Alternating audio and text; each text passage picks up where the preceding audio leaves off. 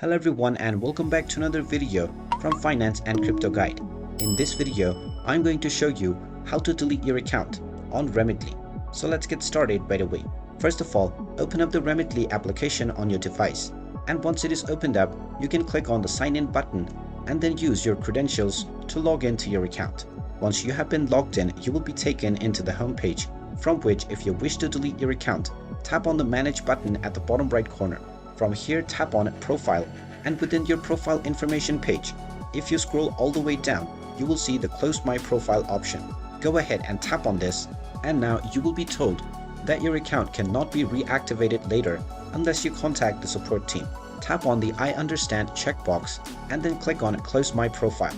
You might be asked to enter your password to confirm your identity. So type in your password and click on Delete My Account, and your account will be closed and you will be logged out from your account right away. And if you wish to recover your account once again, you will need to contact the support team for Remitly.